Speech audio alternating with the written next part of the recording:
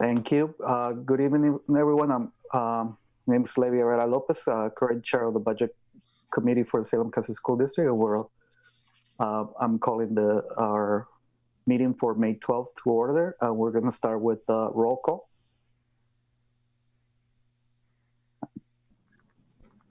And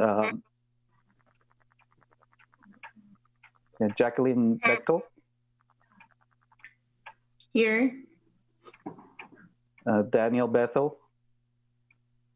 Here. Sharon Blassie. Here. Satya Chandragiri. Yes, here. Kathy Goss. Here. Thank you. Kathleen Harder. Here. Marty Hyen. Here. Paul Kylo. Here. Jesse Leopold. Here. Adriana Miranda.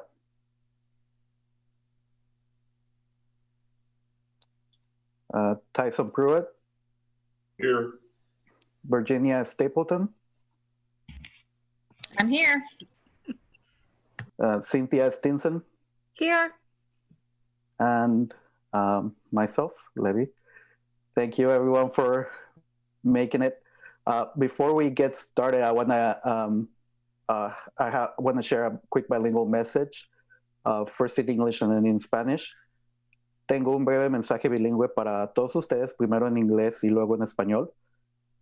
The budget message tonight and the board meeting that follows will be translated to Spanish, and a recording of both meetings will be available at the district's website tomorrow afternoon. For tonight's budget message, if you would like to follow along in Spanish, a translation of the PowerPoint is posted on our website. El mensaje de esta noche sobre el presupuesto y la reunión de la Junta Directiva que sigue serán traducidas al español, y una grabación de ambas reuniones estará disponible en el sitio web del distrito para mañana por la tarde. Si desea seguir en español el mensaje de esta noche sobre el presupuesto, puede encontrar una traducción del documento en PowerPoint en el sitio web del distrito. Gracias. Thank you. So thanks everyone for being here. We're gonna, our first item on the agenda is starting with the election of chair and vice chair for our committee for this budget cycle. And so we're gonna be opening the process to first to elect those positions. I wanna check with staff if you wanna give us any heads up on what the process looks like, just to remind us. Paul DeCopolis, are you going to walk them through the process? Sure. The process will be to proceed with nominations. There has been at least the suggestion that the Budget Committee consider the reappointment of the current chair and vice chair. If there's a motion and a second to that and debate, that can happen as well. But if people would like to put in nominations, now would be the time. Both Ms. Struckmeyer and I have a voting roster, and so if there are nominations, we will be recording the nominations, and then we'll be instructing Budget Committee members on how we will be recording their votes and how we will vote and this sort of thing. We're obviously not going to use paper ballots tonight if there is a vote. And so we have a process that we've designed to record your votes. And so that's how we'll do it. Thank you. I would like to move that we re-elect last year's chairman and vice chair. Second. Second. Who was that second? So That was Kathleen. Kathleen, and the motion was made by Kathy Goss. So we have the motion and a second. So any discussion? Yeah, I have something. I think Thank you, Livy. I think during the times that we have, I mean, I'm all for, and I completely understand if anyone feels like we need to keep things rotating to make sure other people get a chance to do things and to keep things moving. But I think during times like this, I think it's important that we have people who have experience with the process, just because we have so much going on right now and such a different dynamic than we usually have. That it would be wise for us to have people who have already done this, who understand the process, so that way when you're not having to learn the process, learn how to do it while also managing all these extra factors that we have. So I think it would be wise for us to have Levy and Sharon as the chair and vice chair this year. Levy? Yes, Marty. So, yeah, traditionally, and I see Kathleen Harder's got her virtual hand raised too, in case you can't see it, Levy. Oh, now she doesn't. Traditionally, we've swapped back and forth between 1 year it's a school board is the chair, the next year the school board person is the vice chair, back and forth. So I want to make, I haven't talked to anybody about this, I just thought of it, maybe an alternate modification, that Sharon, in keeping with the swapping that we do, having Sharon be chair this year and you be vice chair. So I'm making an amendment to the motion to do that. And I don't know what anybody thinks about that. Didn't talk to Sharon or Levy about it, but that was just a thought. So we're keeping with our tradition, sort of. Really, we are keeping with our tradition. Well, thank you, Paul. I believe we will have to Kathy, and she made the motion. We'll have to accept the friendly amendment. Is that correct? No, that you'd now discuss the amendment, and then you'd vote on the amendment, and then that would become the main motion, and then you'd vote on the main motion. Thank you. So now you're discussing, after the second, you're discussing the chairperson's motion to amend, to swap the two. Thank you. Sharon? I'm not sure how to raise my hand virtually in Zoom yet, so thank you for seeing me wave at you. I am happy to serve in either capacity, but I would prefer the original motion that Levy be the chair and I be the co-chair or vice chair, because I think, again, going back to Jesse's point, the process, I think Levy is very adept in the process, and I think he did a fantastic job last year. And I think that just him being very familiar with the process and the procedures as chair, I think would be beneficial. And I know we have swapped back and forth traditionally, but we have had years where we've had the same individual serve 2 years in a row. So I think there's a precedence for that already. So my preference would be for Levy to be the chair and for me to be the vice chair, but I'm happy to serve in either capacity. Thank you. Thank you. I'm just checking to see if anyone else has any comments, but I'll let Kathleen go first and then Marty. Thanks, Levy. I think in light of Sharon's comments and appreciating Jesse's comments as well, I would prefer the original motion. Thank you. Levy, you did a great job, and it's nothing, personal. I just thought we could keep the same leadership in charge, which is the main goal, right? To have you and Sharon who've gone through this process like you did last year, and trying to keep in our tradition by swapping the roles. To me, really, I don't really care one way or the other. It's just, to me, it's like, well, here we can keep a tradition and yet keep the same leadership for another year. Thank you.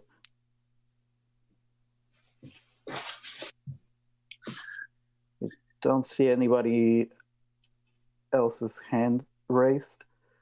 I'll just say for myself, I also am willing to serve at the pleasure of the committee. So since seeing no other trying to make sure there's nobody else. So we have taken some comments. So far the comments that we have are a little bit split. So I think we need a little bit more clarity from and input from other committee members. Well, at this point, if the discussion's over, the question before the body is whether to support the amendment. So you'd simply have a vote on the amendment. If that fails, then you're back to the original motion. Thank you. There was another hand raised by Director Chandragiri. So go ahead. Well, I think in one way or other we need some kind of continuity. Is there a possibility that you both can swap 6 months or halfway through, or because this is a lot of moving parts, and we need help. There's a possibility the budget will be presented today, but we may have to redo everything depending on how the financial forecasts of our state is going to be. So we need ongoing involvement and we need some solid continuity. But in some ways, I hear the way the modification to the amendment was suggested to have some tradition, but I'm not very fixed on the traditional part of it, except that there's some kind of alternative leadership experience so that in case of any emergency, we have somebody who can easily step up and step into the role. I'm not saying anything that will happen, but we are talking about 42,000 students and 5,000 staff, and the organization has to continue. So I want to see both step up so that the leadership is not only on one person centric rather than system supports. Just one point of clarification. Yes. The local budget law requires one chairperson and one vice chair. So if the chair is not available, the vice chair would act in his or her stead. So my recommendation is, unless there's other discussion, then you vote on the amendment and then get, depending upon that vote, you get back to the original motion. Thank you. Seeing no other comments, let's vote on Marty's proposed amendment to. Excuse me, Levy. I see John's hand raised. Using the app, unless you didn't mean to. Oh, sorry. No, actually, I did. And just to answer the question about the time period, we are required to pass the budget by June 30, I believe. So we have, a number of budget committee meetings scheduled currently, but this, for this part of the budget and the budget review and recommendation to the school board has to pass a budget by the end of the fiscal year. Thank you. So we'll go ahead and vote on Marty's proposed amendment to the original motion, and I'll just name off people so that the staff can keep track of the votes. So we'll start. So again, we're voting on Marty's proposed amendment to the original motion, and we'll start with Jacqueline. Levy, can you restate the motion, please? If I recall correctly, it's Kathy's original motion was to propose that continued leadership of the budget committee, which was myself as chair and Sharon as vice chair.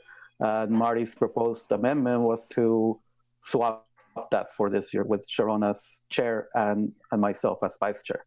So that's what we're looking at right now, the Marty's proposed amendment first. So again, we'll start with Jacqueline Bechtel. So I'm voting on whether you remain chair or Sharon does. Yeah, so we're just voting on the Mr. Dakopoulos. Levy, I thought I heard a second to the motion to amend, and I think that it was Director Kylo. Was that correct, Director Kylo? Okay. Just wanted to make sure we had a second. Thank you. So I'm sorry for interrupting. Back to you. Thank you. So we'll now we'll go ahead and vote on Marty's amendment to swap Sharon as chair and myself as vice chair. So if I vote no, then you stay, then I'm voting for you to stay chair or for Sharon to become chair. I'm sorry, I'm unclear. If you vote no, you're just, you're voting against the amendment to swap. And now we're back to the original question of whether the budget committee wishes Levy to be chair and Sharon to be vice chair. So a no vote sends you back to the original question. Okay. So no then. Danielle Bethel. Thank you. Sharon Blasey. I didn't hear her. I just did a thumbs down. I vote no. Sorry. Okay. Sharon Blasey. No. Satya Chandragiri. No. Kathy Goss.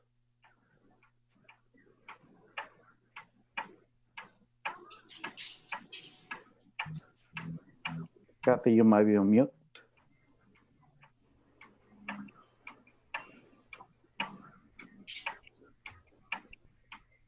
We'll come back around. Kathleen Harder. No. Marty Hyen. Oh, no, only because Sharon really didn't want to do it. So I'll respect her wishes and I'll vote no. Paul Kylo. I vote yes. Jesse Leopold. No. Tyson Pruitt. No. Virginia. No. Cynthia. No. And Kathy. Are you there? I don't see her on the list. Okay. I also vote no. And so. So the motion fails, and now you're on to the original motion. Thank you. So we're back to the original motion proposing the continued leadership as we had last year with myself as chair and Sharon as vice chair. We had a second from Kathleen Harder, if I recall correctly. And so we will move ahead and vote on that. You would do discussion on that first. Thank you. Thank you. Yes, so any further comments?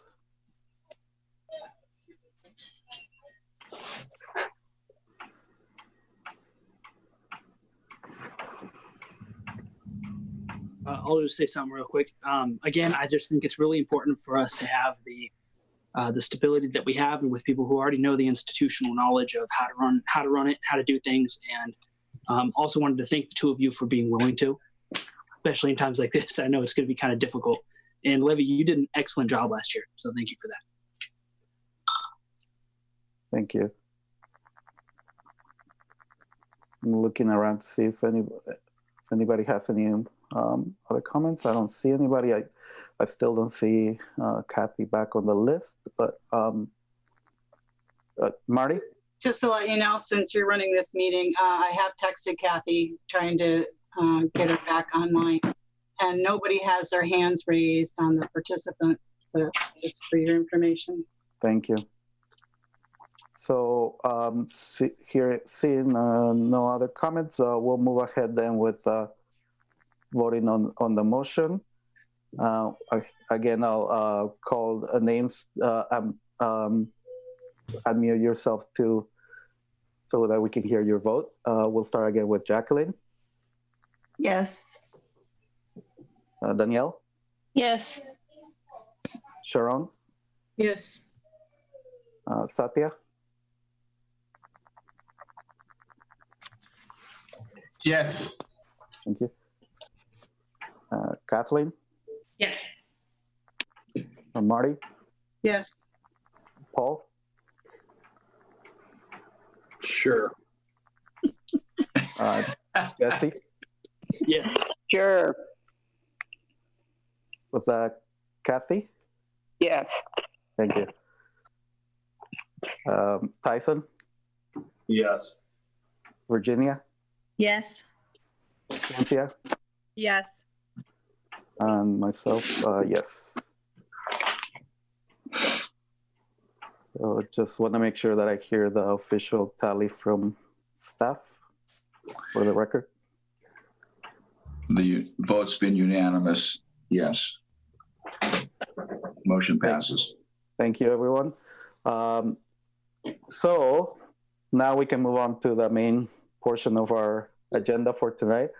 We're gonna be hearing from Superintendent Perry, her budget message, and an overview of the 2020-2021 proposed budget. So I'll hand it over to Superintendent Perry. All right. Good evening, everyone. Good to see you. I'm going to turn over this PowerPoint screen as your primary screen. Thanks for being here tonight, and sorry we're virtual and not in person. It's way easier, I think, to deliver and talk about a budget when we're all together in the room and we have our binders together. Hopefully you got your budget binders easily today, and those got delivered to your homes in a safe, socially distancing sort of way. So I think I'd be remiss if I didn't take a moment to highlight these, I've got to use a word, right, unprecedented times, and to highlight for a moment some of the amazing things our district has done. And we really think about what our educators have accomplished in the past, 8 weeks? It feels like 8 years. The educators we employ went from crisis to action overnight. They stood ready to serve students in a new and different way and kept at the center of it all equity, care, and connection. If you tune into the board meeting tonight for budget committee members, you'll see some infographics on some of our stats around that, so I won't at all share those tonight. But it's really a moment to be proud of our district. These educators, the parents who are at home as their child's first teacher, we just really were incredibly proud of everyone, including our parents and our students. And I will say to the class of 2020, I have to say this whenever I'm out, or not out and about, but in front of anyone, we are committed to still handing you your diplomas in person. That was one of the key takeaways that we've heard. We know that the governor has restricted crowd size to under 250 until through the end of September, but to the class of 2020, we are still going to attempt graduation ceremonies in person of some kind. We've just got to wait for the restrictions to lift a little and for some new guidance to come out about what that crowd size will be. So no, we're committed to celebrating you. I want to start by just sharing who we are as a reminder, especially for new budget committee members. We are the second largest school district in Oregon, serving over 41,000 students. About 70% of our students live in poverty. And at a time like this, we know how difficult that is for our students living in poverty. We have about 16% of our students learning English. Again, the barriers to access when English is not your first language are really critical for us to overcome right now. We have 1,100 students, over 1,100 students navigating homelessness, and over 7,500 students enrolled in career technical education programs. On our hearts right now is our students who don't have access, have challenges with distance learning, and our second language learners. This is our strategic plan. Last year, we adopted a 3-year strategic plan, keeping our focus on the important elements in order to achieve equitable outcomes for our kids. Along the bottom of our strategic plan is our key performance indicators.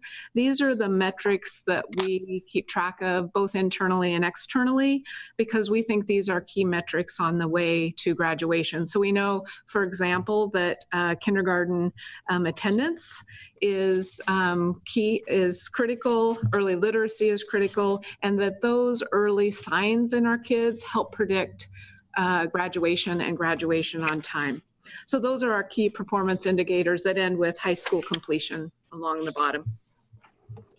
I want to share with you a little bit about our enrollment because it shapes the picture of where we are right now as a district, and it also gives us pause for what might happen in the future.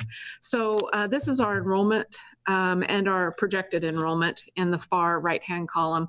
And if you look in 2021, we're beginning to project some declining enrollment, not dramatically, it's almost flat, but we really do have a on the verge of a slight decline.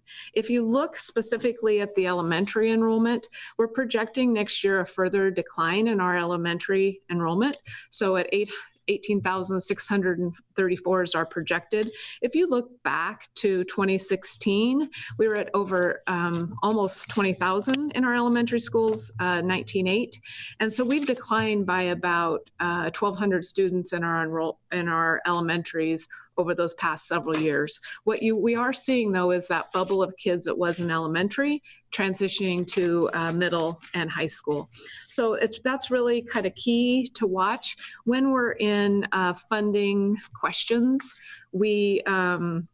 enrollment does factor into how we get paid. So really important to pay attention to. And also we aren't sure what reentry looks like and what that means as far as our enrollment. The total proposed budget that I'm presenting tonight is $1,529,333,135. About 38% of that is made up in the Gen Fund, with about 12% in our special revenue funds. And you can also see that we have a good number of funds in our capital projects fund. So over a $1.5 billion budget is what I'm presenting to you tonight. The proposed budget, some things to think about as we're entering this time. First of all, on all of our minds, of course, is COVID-19 and how does that impact the budget. What we have built this budget on is a state school fund allocation at $9 billion. That's the same allocation we built last year's budget on. We're in the second year of the biennium. In the second year of the biennium, there's always 51% of the revenue. They give us 49% in first year, 51% in the second year. Important to note that the revenue is based on February 26, 2020 state school fund estimate. So SSF is state school fund. And so that was a pre-COVID state school fund estimate. And so primarily what you'll see tonight is that pre-COVID budget, and it's really a roll forward budget, especially in the Gen Fund, since we're in the second year of the biennium. Our goal is to always plan that the expenditures we have in the first year of the biennium will carry into the second year of the biennium without reductions, as long as the revenue stays steady. Before I dig into a few more details, I want to center us a little bit around equity. And I will share more later on in the presentation about where I think our SIA funds will land, which I am predicting a dramatic, if any, SIA funds. But I thought it important because the budget was built really with equity in mind, and the budget that you're being presented to tonight. So in this budget, it does include the investments in equity that we've made in previous years. So any of the equity investments around community resource specialists paid for with high school success funds, lower staffing ratios in our title schools, the title grant funding, the transportation package or the transportation increases that the budget committee approved last year to help with the boundary changes. All of those things are in this proposed budget as was presented in previous years. So, but when we think about equity, I think we need to think not only about the dollars we get, but about the things that we do. So many of you know that we embarked on a comprehensive engagement process related to the student investment account. So when this budget was developed, we included the $35 million in the grant funds as revenue and expenditures outlined in our student investment account application that was approved by the school board in February. But what we know is that the strategies we outlined are the very right strategies. And this, if dollars go away, is just a pause in the plan and until the dollars come through. We are passionately committed to the strategies we outlined in our plan and are deeply invested in making any moves we can without the additional funding, because we do believe there are some moves we can make. So in our listening session, one of the universal priorities that we heard time and time again at the task force was around the need for professional development for staff, which includes culturally responsive teaching, cultural awareness, and some bias training. So in this new world, we don't call it the COVID-19 world, we call it Operation It's a New World, distance learning. But in this new world, we've centered ourselves on the primary objective of care, connection, and equity. And so in week one, and I share this example because it gives you the example of equity is about a mindset, and it doesn't always have to cost money. But in week one of the new world, we committed to making personal connections with our 42,000 plus students.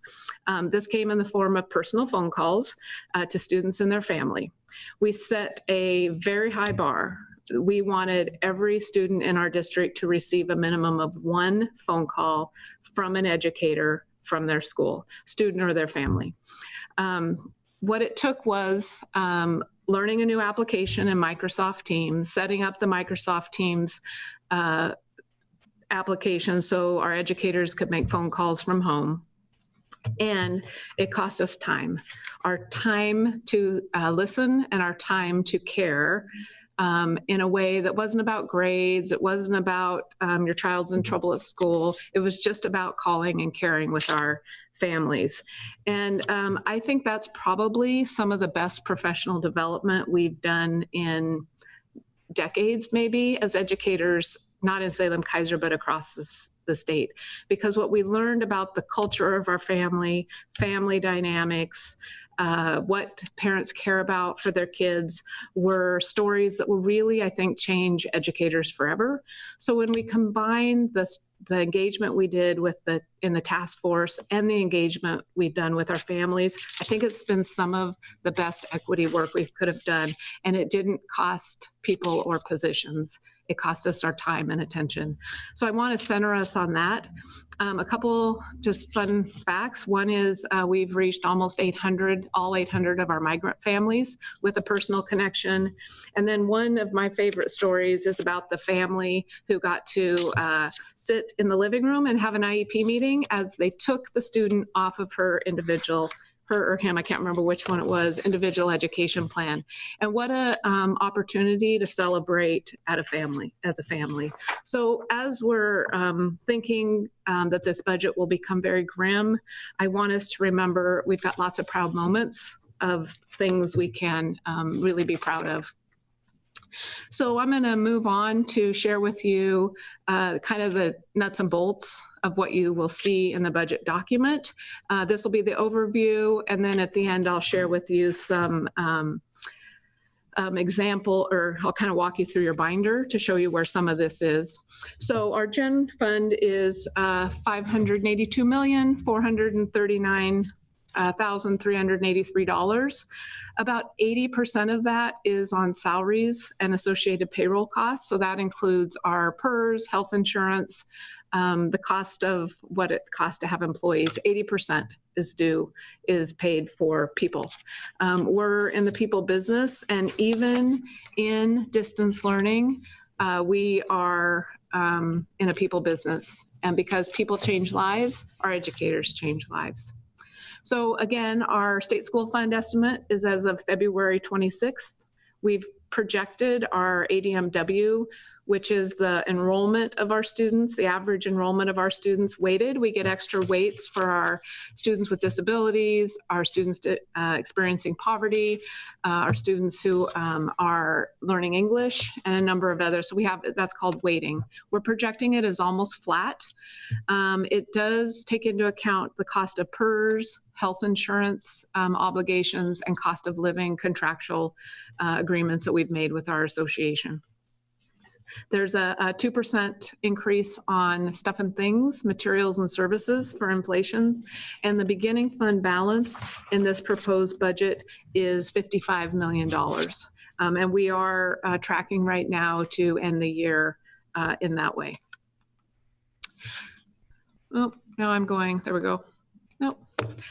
Just as also in the budget is a contingency is built in. The contingency in the proposed budget is about $23.8 million or 4.08%.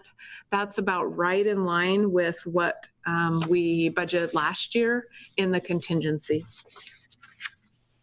So in the budget adjustments, and I'm calling this whole section budget adjustments because some are additions, some are reductions, and some are realignments. So there is $100,000 added for the expansion of an international baccalaureate for North Salem High School. North Salem High School's chosen to become an IB school. So this $100,000 is set to help them in their planning year.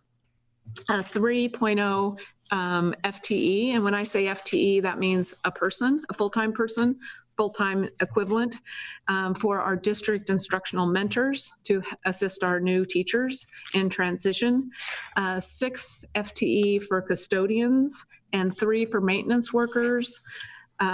Those are all increases for the bond construction square footage as we've expanded, and we'll be opening some of those larger facilities next year. And then there's a $760,000 increase for high school athletic differentials to align budgets to actual costs and to ensure that the Gen Fund supported a base level of athletics and activities across all of our high schools. There's 15 FTE that are realigned from elementary. Those are in function 1111 to high school licensed staff function 1131 because of that shift in enrollment. We also removed or reduced 8 FTE out of the licensed elementary licensed staff, again, because of the declining enrollment at that level. But, and this is where it kind of gets weird, but we added FTE and 10 FTE into licensed reserve. So we put it in there so we have the flexibility to respond to changes in enrollment that we aren't expecting. Next, there's a $800,000 increase in PERS costs, Senate Bill 1049, which is the bill that allows retirees to work back at unlimited hours. It also requires us to pay some different dollars for retirees. We've always had a number of retirees that work for us as substitutes and work back in a variety of positions, even at part-time. And so the increase because of Senate Bill 1049 is costing us about $800,000. These are employees that we would have used anyway, that in our sub ranks, for example, that we didn't have to pay anything on previous to the bill passing. 1 million increase for software costs to align to cost increases over time. Those have continually escalated and we haven't adjusted the budget item. So we've tried to really match the actual costs for our software. And then we did a reduction and a move into SIA of 2 FTE licensed and 3.75 classified that were reduced in the Gen Fund for therapeutic classrooms because it was taken out of the Gen Fund and moved into the student investment account. And then included in the budget is the transportation proposal. The school board approved a transportation package in April to include both a new transportation facility and additional buses.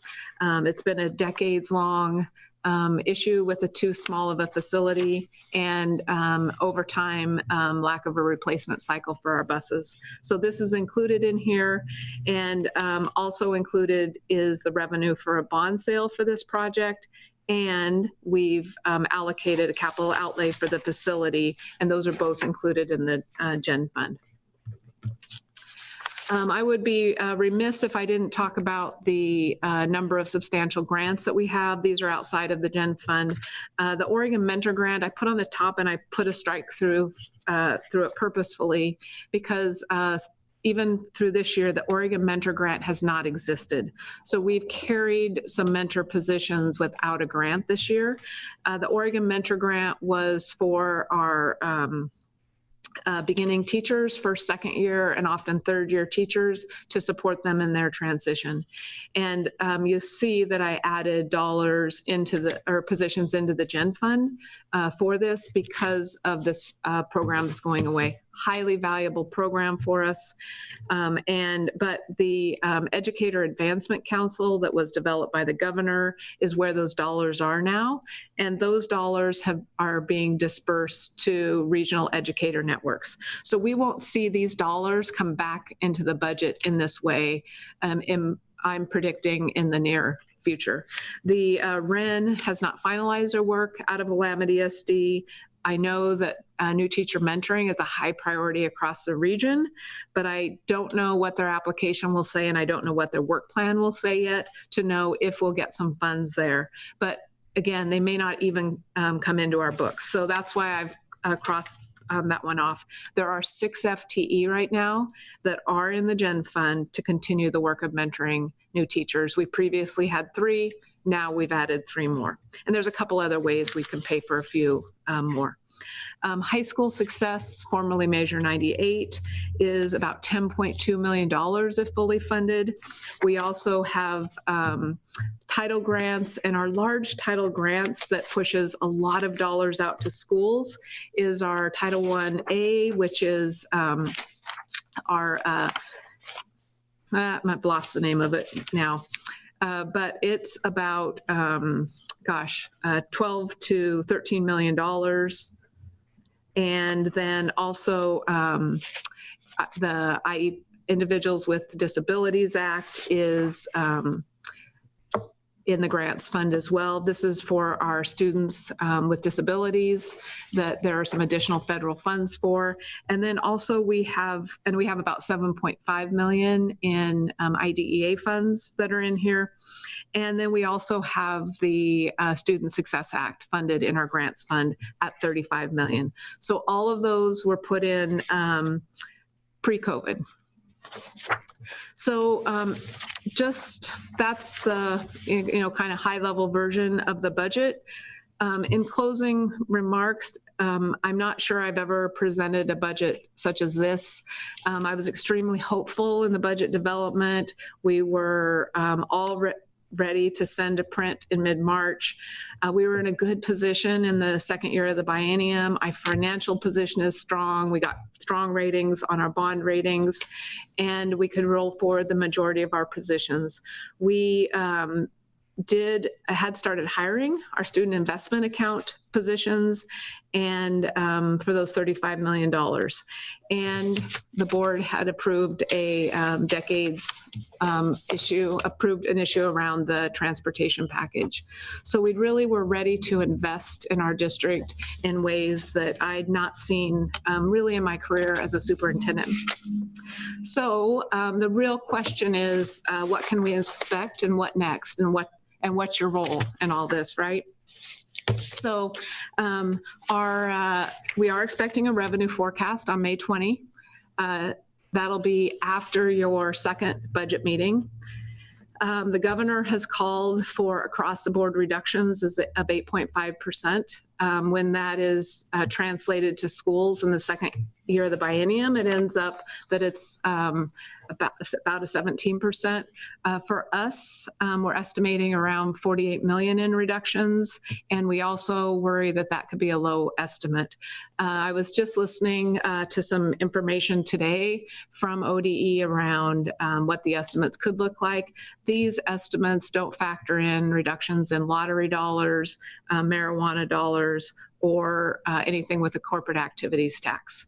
The corporate activities tax does put a good share of dollars into the Gen Fund at the state. So all of that will come together in my estimation as a perfect storm around funding for the state across multiple agencies, including schools. Schools are one of the larger portions of the state Gen Fund, and so it's hard to take cuts other places. So my best guess on the student investment account is no student investment account. I have stopped hiring. We've had to rescind a few offers. And no one is saying that at the state, but they are signaling every time they talk to us that a lot of the first corporate activity tax dollars need to fund things like the high school success or Major 98. Major 98 is funded or high school success is funded out of the Gen Fund. So there will be reductions in high school success funds if those across the board reductions come through. And but high school success is also funded out of the corporate activities tax. So the guess is that there will be a number of statewide initiatives that are funded before the student investment account.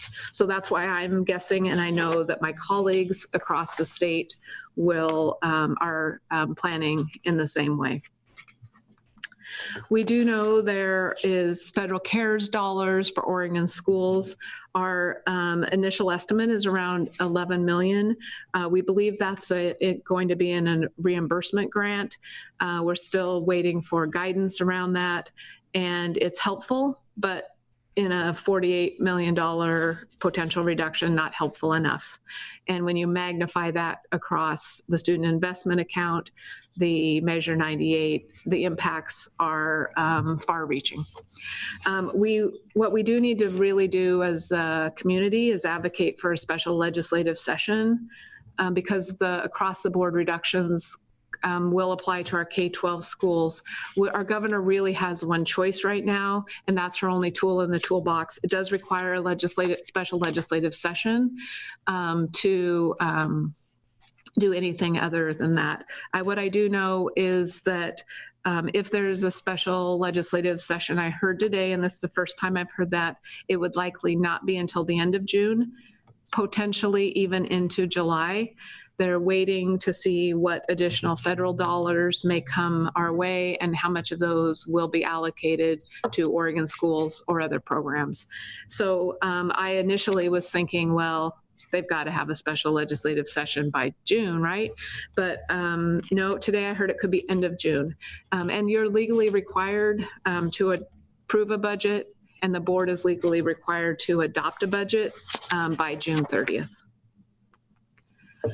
So just as a reminder, the Budget Committee approves the budget, which provides the district appropriations for the coming year. And the appropriations are how we've determined that we'll spend the money. And by the Budget Committee approving and the board adopting, we can't spend above those appropriations. In fact, you'll see in tonight's board agenda that we have a supplemental budget because we've had some additional grants and things come in. So we have a supplemental budget process to allow us to spend those appropriations. But what this kind of forecast or my crystal ball is telling me is we are not going to have more than what I've projected in this budget for revenue, or there'll be no way we'll be able to spend the appropriations that are in this budget. We have plenty of room to do anything we need to do because given the financial forecast, there's no way we'll have more money. I could be surprised. That would be awesome if I was surprised. So this budget, once adopted, allows for both a best case, which I think this is a very best case scenario budget, and a worst case scenario. And we would have the tools as a district and an organization to manage the district with this as an adopted budget. So where are we headed and what are we thinking about for budget reductions? What we've gotten as far as is a framework, and we're really beginning to put scenarios together based on this framework. So first of all, we need to be focused on equity. And I think one of the things we'll do is we'll decide right up front, there's some key equity things that are non-negotiable. So I'll give an example of the work of our community resource specialists who are really working for graduation for our African American Black students and our Pacific Islander students. That would be an equity initiative that we really need to consider about holding harmless first before we make any budget reductions. So that's how we will focus on equity, and to really think about the schools that will be most impacted. When you think about where our kids have been with distance learning, our kids that have traditionally been had achievement gaps, we know because of the current circumstances, we are really worried about those gaps widening. I heard it on a national superintendent's call today. I heard it with my superintendents across the state on another call. All of us on our hearts and minds is the kids who this is hardest for. So how do we center that in our work and think about how do we come back next year, even in a potentially different way? And what does that mean for our kids that this is the most difficult for? The other focus we'll have is on continuity of operation. And when I say continuity of operation, that sounds like a stuff and things word, but it's really an instruction word as well. Continuity of operations, which includes instruction at our core, what we do for teaching and learning as the primary mission of why we're here. So, and then the third thing we'll do is a tiered approach, and we'll keep reductions as far away from the classroom as long as possible. What I'll tell you is at 48 million plus, we will feel those reductions in classrooms.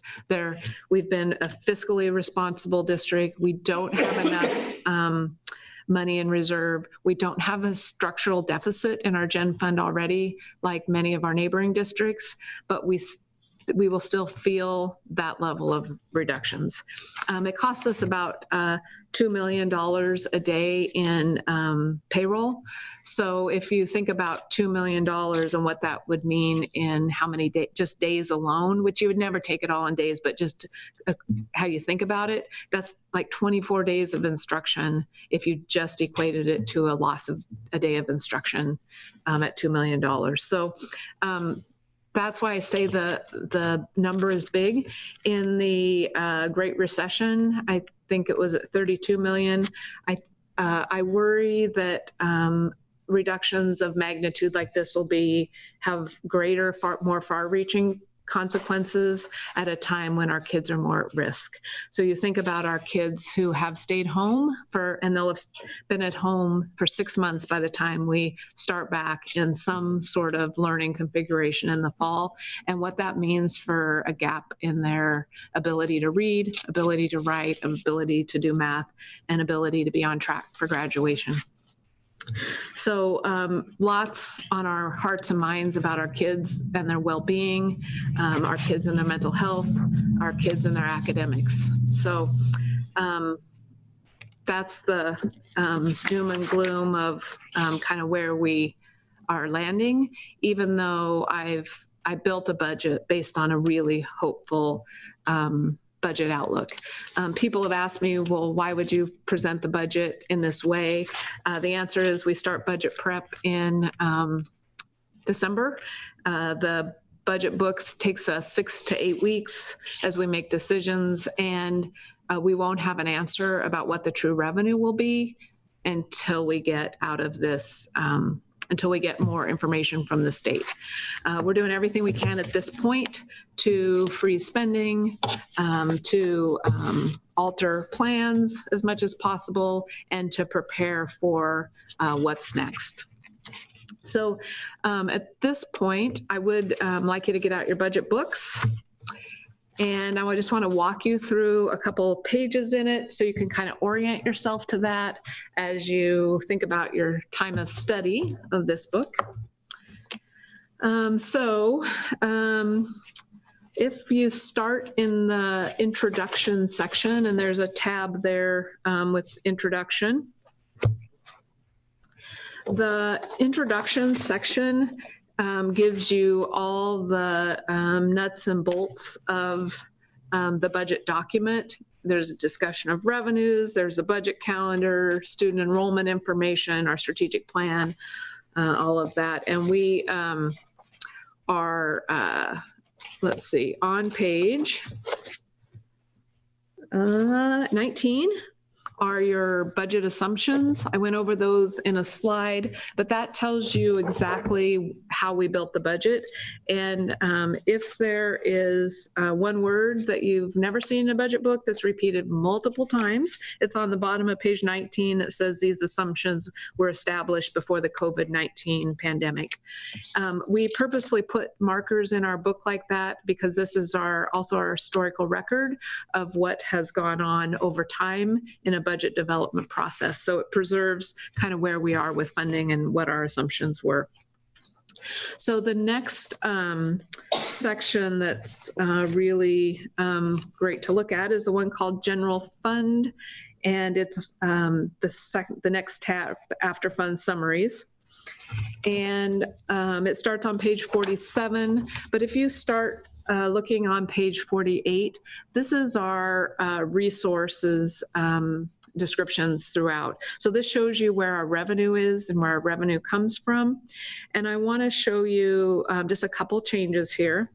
On page 49, you'll see under 2100, unrestricted revenue, 2102, general ESD funds. That's not new money for us. It's just a technical adjustment in the budget document. You can see that that revenue from the ESD was classified under speech, hearing, and language programs. It really should be under unrestricted revenue. Our local ESD, Willamette ESD, gets dollars from the state as well. We happen to have those dollars pass through to us, so that captures that revenue. If you go down to the middle of the page under unrestricted grants and aid, the state school fund grant without transportation is at 359 million plus, and that is the 51% of the estimate that we get in year 2. So that's the state school fund. That's the number when we talk about our state school fund estimate. That's the number that we're projecting could go down by about 48 million.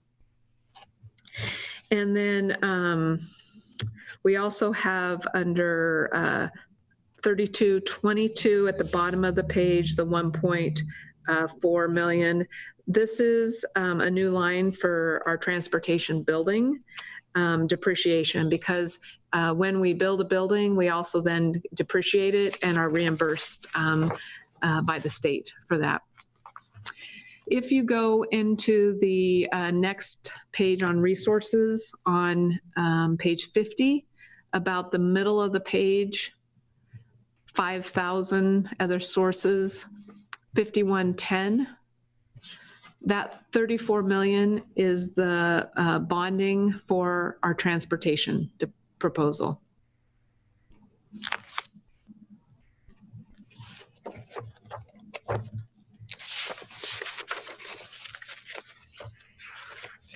And then rather than go through the appropriations in the Gen Fund tonight, we can do more of that next week. I'm going to take you back to the FTE page. It starts on page 98. And if you go down to page 99, this shows those realignments I discussed in the FTE, where we added, where we subtracted, and all of those show you how things have changed.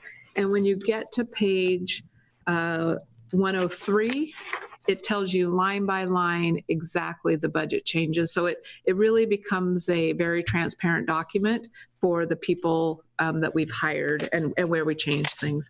A lot of them are changed just in a code. And when we've done that, we say, I think we say realignment. It's movement of an existing position between functions to better align with the work performed. When you go to 104, there's some other technical adjustments, and then your reduced positions. All right, so finally, I want to move us to the grant funds that start on page 136, I believe. That's under special revenue funds 200. And this is where we have our high school success, Measure 9, or high school success title programs, Title 1, A, B, and C, our student investment account is in this fund, so you'll see an increase there. And then a number of other small grants and services there. The SIA dollars, what you won't see them is spelled out. So you won't see we have this many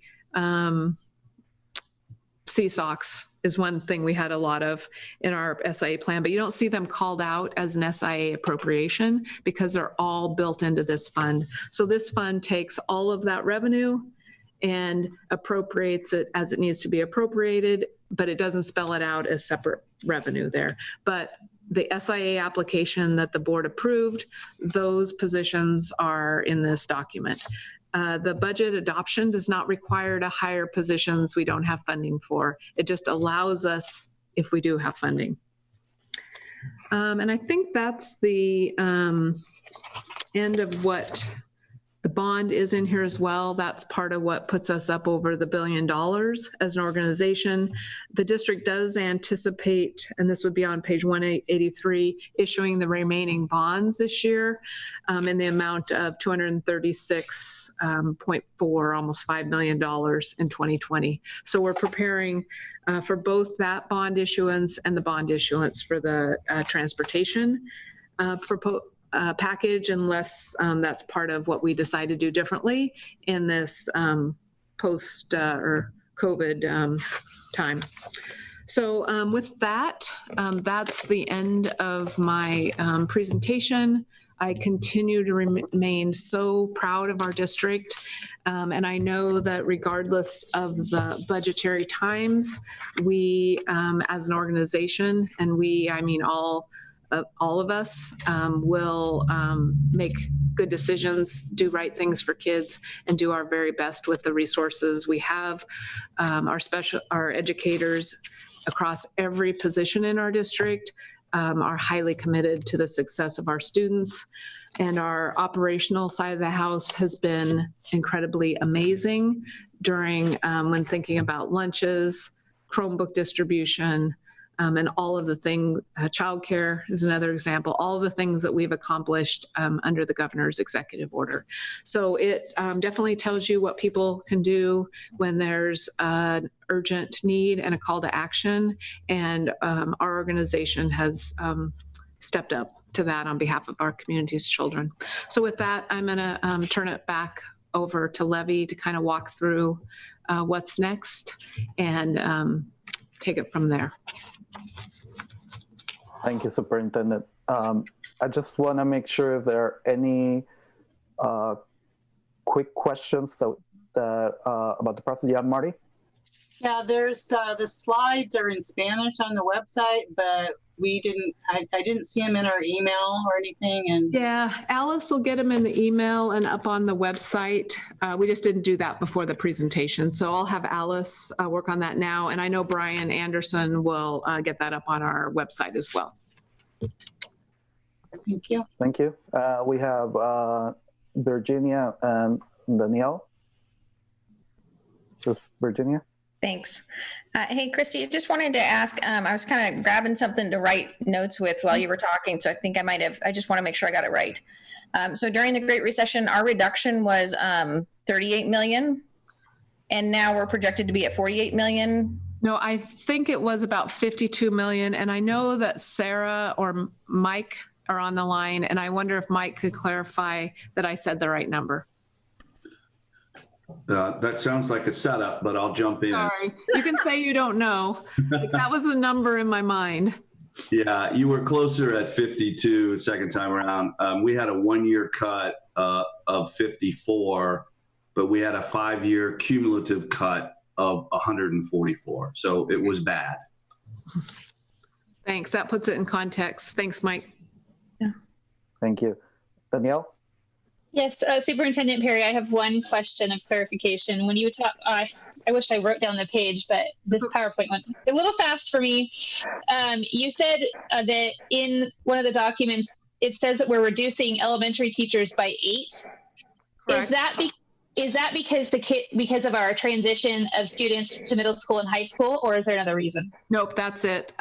There's a shift in enrollment from elementary to high, and then there's a reduction. We apply a staffing ratio, and in the couple previous years, it didn't always match with the decline. So that's applying that staffing ratio. And follow up to that, does that 8 FTE follow those students upward?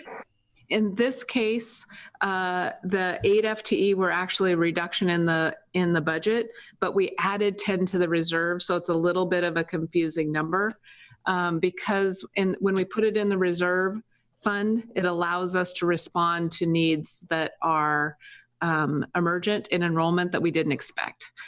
We have had to, when we had enrollment not show up at school, we have had to pull a teacher from a school at the last minute, and that's never ideal. So we try to add some into reserve, but just to take care of those sorts of needs.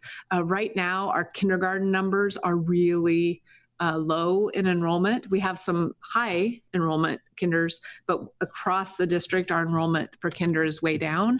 And so that's something we're watching as well. Not really related to the budget, but just a shout out to, if you know kinders that need to be registered for school, give their school a call to get them registered. Sorry, use that as a service, public service announcement. Thank you. Satya, I saw your hand up. Superintendent Perry, thank you very much. That was a good overview presentation. I just want to ask clarifying questions, which I'm sure many parents have. With this COVID, so we are providing this distant education. What if parents choose to keep their children at home and avail a distant education as an option rather than sending them to the physical building? And will that count towards enrollment, like a hybrid model, thereby we can really not lose any child in our area, practically reach everybody else who would be scared to come back? So there are both some internal and statewide discussions around distance learning, a hybrid model. And right now we have the model of Salem Keizer Online that's for some of our kids who have been struggling. But if we have online options for kids, that your question is around, do we get the dollars for those students? And the answer is yes, if we have online options. If they go to an online charter school, those dollars go with them. And so we are across the state thinking deeply about, number one, what's it going to look like to come back? And is it going to be full-on classrooms when we come back? And how do you toggle between distance learning and the regular classroom? And we're in the early stages of those discussions. But the short answer is if they do distance learning or an online program with us, we keep the dollars. Just a follow-up. So do we have the capacity to expand our distant learning in addition to come inside the building kind of things in case more parents out of fear or whatever it is they prefer to enroll? Because, you know, they are going through a lot of unclear answers, how long this will drag on.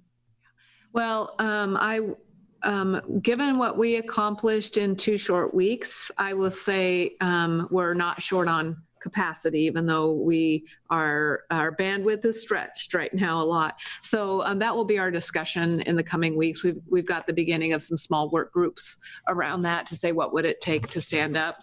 The investments that this school board and budget committees have made over the past 5 years in technology infrastructure, the commitment to updating devices for our teachers, the commitment to Chromebooks, and the commitment to our own fiber have all prepped us for this moment in time. So those sorts of decisions were wise.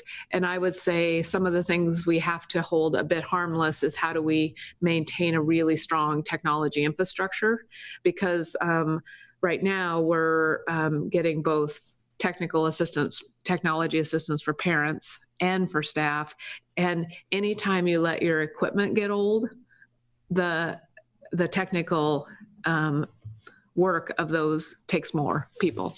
So in as we move forward, I'll advocate for keeping a really strong infrastructure and technology, because had we not had this at this moment, we would be in a world of hurt.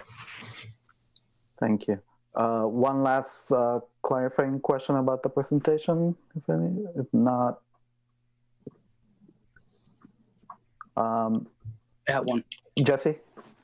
Yeah, so I was wondering, it's showing that there was $10 million in the grants funding that was being transferred. What's that getting used for?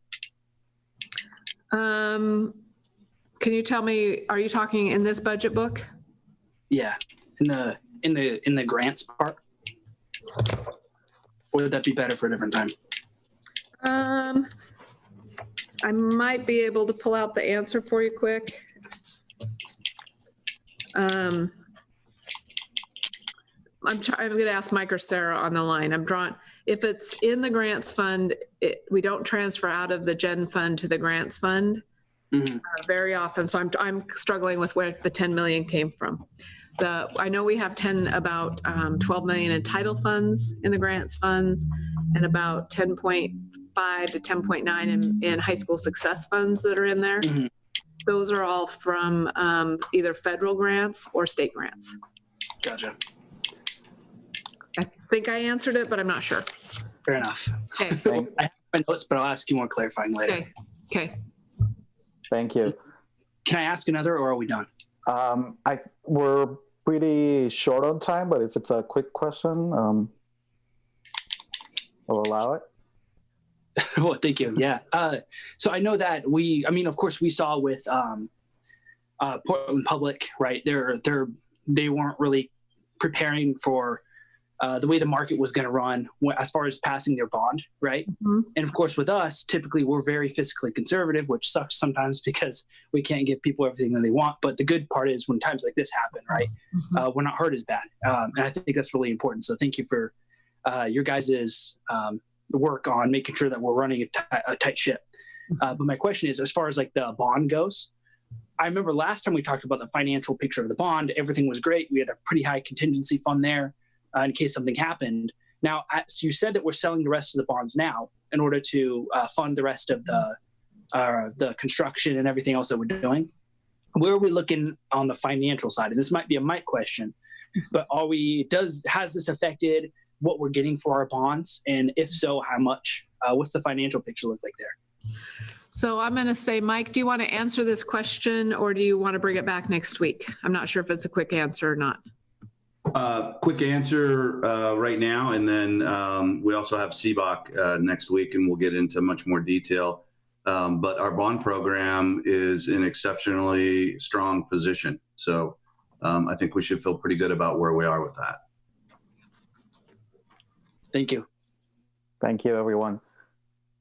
We've got just a couple items before we wrap up our meeting. I believe all committee members should have access to the budget committee protocols for questions and deliberations. And I hope that it's also available online for the community to review. We're not going to take time because we're short in time to review that and as a group, but I would encourage you to look at that document thoroughly if you haven't, and bring questions about that process for our next meeting. I would like to highlight, though, that throughout this academic year, there were several opportunities offered to committee members to attend board meetings, review reports, and ask questions to hopefully give us some context of and a better understanding for the obligations and goals of our school district. If you would like a list of those reports or fresh copies, I hope the staff will be able to help us to get that for you. But please take some time to review that protocol because we will be jumping right into that whole process of deliberations at our next meeting. I just want to check with Vice Chair Lassie or Superintendent Perry if you have anything to add about this piece. I don't. Thank you for asking. Yeah, we'll take you through a bit more detail in the binder next week. You'll also have an opportunity to hear some public comment beginning next week. You'll have a chance to ask questions that we'll do our best to kind of answer on the fly, as we did last year, which seemed to work really well in an in-person. We'll see how well it works virtually, but that will be our goal, to walk through the document. I know that Lillian's getting the PowerPoint up on the website, and she'll get it out to the budget committee via an email tonight as well. We're making some last minute changes. And also, as a reminder, Levy, if you'd be sure to remind our Spanish speaking families that the interpreted version of this meeting will be available tomorrow for them to click on and listen in on. Yeah, solo para recordarles a todos los que nos están viendo en español que esta reunión estará disponible en español mañana en el sitio web del Distrito Escolar. Gracias. So I just want to make sure that to remind all of us about our upcoming meetings. We have scheduled budget committee meetings for May 19th and May 26th. At both of these meetings, we'll be taking public comment and deliberating on the proposed budget. If needed, we're holding the date of May 27th as an additional meeting if we don't come to approve for recommendation the budget. And if for some reason that wasn't achieved by May 27th, there would be additional meetings that would need to be scheduled. But so it's very important that you please, any questions that you identify that you can prepare for the meetings, then I would really encourage all committee members to publicize these meetings far and wide to make sure that as many people as possible are tuning in, and that anybody who wants to is able to make a testimony or ask questions from the community. And if we have a little bit of time, if I could ask Superintendent Perry to remind us how that process is going in this virtual world. Yeah, so we have a number of ways to provide testimony. They are listed on the website. It can be in written. It can also be call-in testimony. We have Aaron Harada on the phone as a moderator. We also have one of our translators on the phone as well. So if they're in Spanish or another language, they'll have the ability to have those translated in real time in the phone call. So those are listed on the website for people, and so people will go there and look at those. But again, you can also do it in writing. There's a Google form there for people to submit testimony, and we take it. Oh, or you can do a video, Lillian reminds me, as well. So you can do a video as well, which is a great way for, it's nice for people to be able to see people's faces, which is really nice in this new virtual world, to be able to see people. So those are all there on the website, and we usually take public comment, especially the written, up to about 30 minutes ahead of the meeting. And get signups done 30 minutes ahead of the meeting, so we can kind of figure out the sequence and the moderation of that. So that's how we'll handle it. And Aaron is standing ready to go for that. Thank you. This is, every budget message is important, but as was said, this is feels especially important given the times that we're in. So I want to thank everybody for their participation and their patience as we heard this very important information. Before wrapping it up, I want to check with Vice Chair Blasey if there's any last comment you want to, or anything you want to add. No, I don't have any. Thank you. Thank you. So with that, I want to adjourn our meeting for the Budget Committee. We'll be taking a small break before the group comes back for the board meeting. So, Marty, how long of a break would you like to take before we start the board meeting so we can give our listeners a heads up about that? Why don't we start up at 7:30? Okay, so we'll start the board meeting at 7:30 and board members stay logged in. And Thank you. just for the board members, Alice sent your slides for the board meeting. If you want to print them ahead of the meeting to take notes, so just letting you know. thank you, everyone. Thank you. Thank you.